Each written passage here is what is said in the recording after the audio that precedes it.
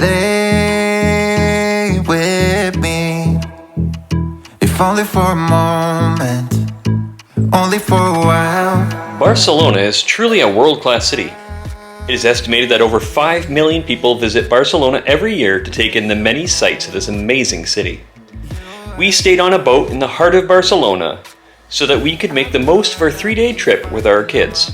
We wanted you to know what to do with your kids and what you should see when you come here.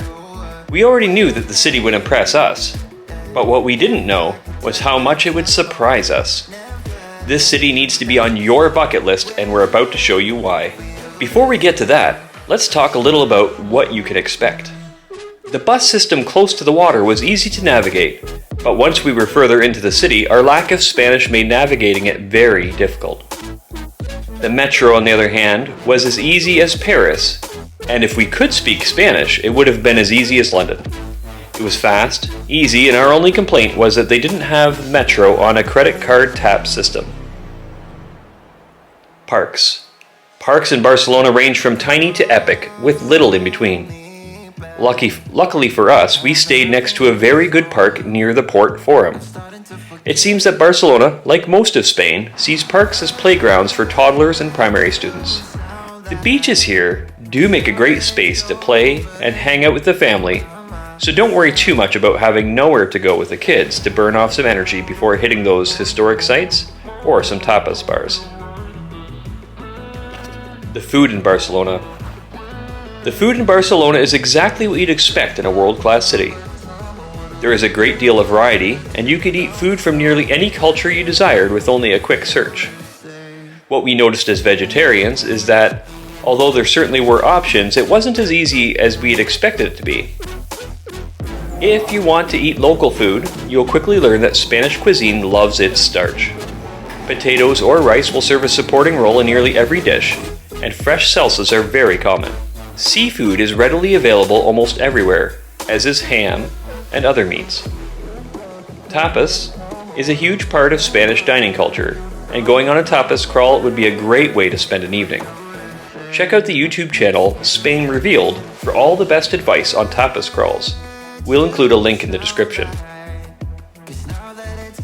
The Plaza Catalunya is a great example of a Spanish plaza. You'll see a plaza or two in nearly every Spanish town and city.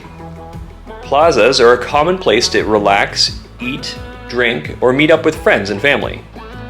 This plaza, however, is both massive and stately in its appearance. You might expect that the surrounding buildings are some sort of important government buildings, but mostly they're multi-leveled shopping centers. If you wanted to pick up a new capsule wardrobe, replace lost luggage, or just go shopping, this is definitely the place to do it. We just came for the pigeons. So we promised you 7 reasons to put Barcelona on your bucket list, and here they are. The first is the architecture. As you wander Barcelona, it is clear from the architecture that Barcelona has had several golden ages. One was in the late Renaissance, giving us tall spires, curved ceilings, and beautiful gardens. And the other golden age was during the 19th century, as seen in the architecture of Gaudi and the other Catalan modernist architects who have all left a huge impact on the face of Barcelona today. A few modern buildings deserve mentioning as well, including the Torre Glorias, the W Hotel Barcelona, and the Museum of Natural Sciences. Your neck will be sore from always looking up in this amazing city. Reason number 2, the Gothic Quarter. The Gothic Quarter encompasses the oldest parts of the city of Barcelona and includes the remains of a Roman wall, a Roman temple, and a few medieval landmarks. Yet, despite its name, most of the present-day fabric of the quarter dates to the 19th and 20th centuries. It is still wonderful to wander the labyrinth-like streets and imagine Barcelona as it would have been a few hundred years ago.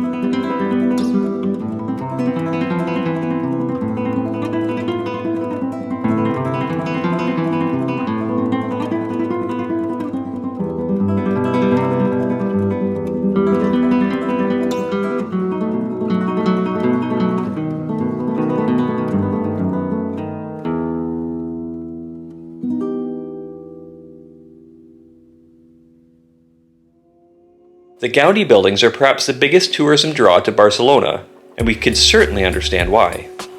Antoni Gaudi lived from the mid-19th century to the early 20th century. He was a Spanish-Catalan architect, known as the greatest exponent of the Catalan modernism architectural style. Some say that his style was truly unique, which probably isn't far from the truth. Number 3.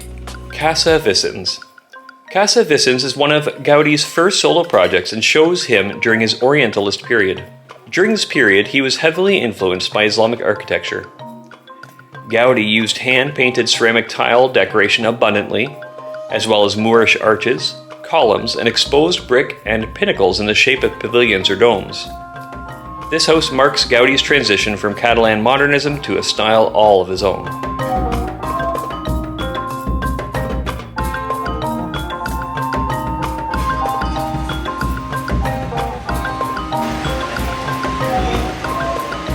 Number 4. The Casa Mila. The Casa Mila did not respect any rules of conventional style, for which Gaudi received much criticism. This building would become the object of ridicule for the people of Barcelona for years following its build. Clearly, time has shown his genius, even if his style hasn't won over everyone yet.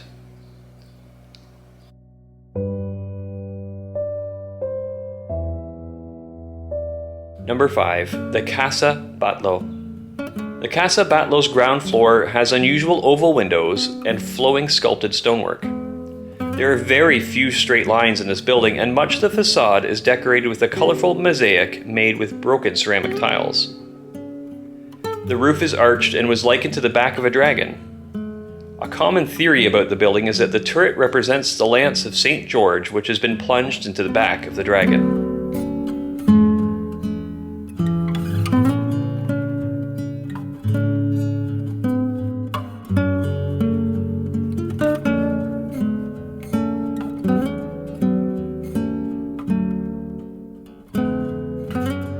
Number 6 is Parc Guell. Sitting on top of a very large hill rests Parc Guell. How are you feeling? You're feeling no? I see. Does that have something to do with the fact that we've been basically climbing a massive hill with stairs? Let's see, I bet the phone probably won't really get the idea of how far this is. It doesn't really work. Like that. Alright, we are just outside of Parc Guell. I don't know how to say it. It's spelled G-U-E-L-L. Guell. We're on the outside of it because I don't know why, we didn't think about the fact that it needed tickets to enter. And so we are hoping that our data reaches all the way up here at the top of this hill, which brings me to the point that if you are not good at climbing up some significant hillside, then this is not the park for you. Here we are, just in a nice little area having a picnic. But the food we made at our Airbnb has lasted us 3 lunches, which is nice. All the groceries we bought, so you can see our grocery haul and what we made in our Airbnb to kind of last us for some picnics for our day trips and a video, so make sure you check that out. But yeah, so what we made has lasted us 3 picnics, and I think that's pretty awesome. Still some left. And we still have some stuff left. Here we are, snacking on some things before we hopefully, cross our fingers, have managed to buy some tickets to get into this beautiful park we're really excited to see. Judging by the amount of people that are standing outside of the park looking on their phones and trying to buy tickets, we are not the only ones who did not know that you have to buy tickets to go into the park. It took us a lot.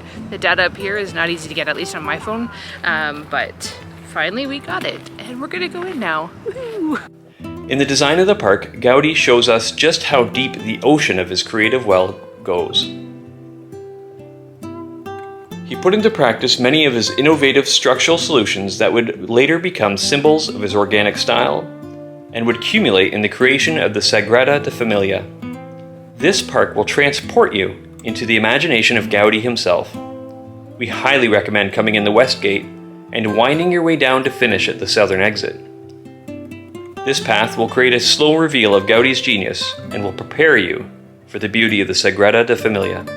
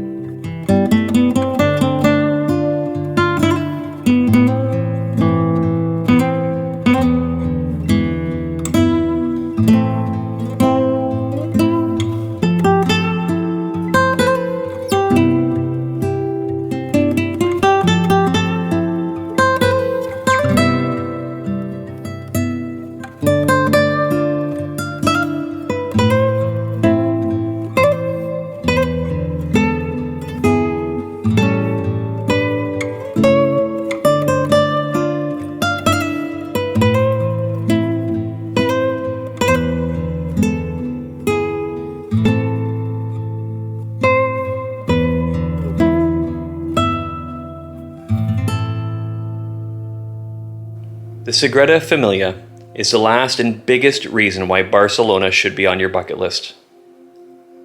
The Sagrada Família is without a doubt Gaudi's greatest work and still remains incomplete at the time of this video. When pressed on the completion date, Gaudi told a reporter, "My client is not in a hurry."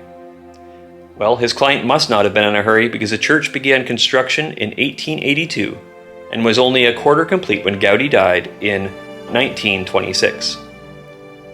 Over the nearly 100 years since Gaudi's death, construction has been delayed by fires, a civil war, and most recently by a pandemic. The completion of the spires will make Sagrada Família the tallest church building in the world at 72 meters tall, or 564 feet. What really takes your breath away in the Sagrada Família is the organic flowing lines and the changing colors that reflect off the white walls, not to mention the impossibly high plant-like columns. Having been in several of the world's most famous cathedrals, many in the past month, I can say with utmost certainty that none are like this one, either in their uniqueness or delicate beauty.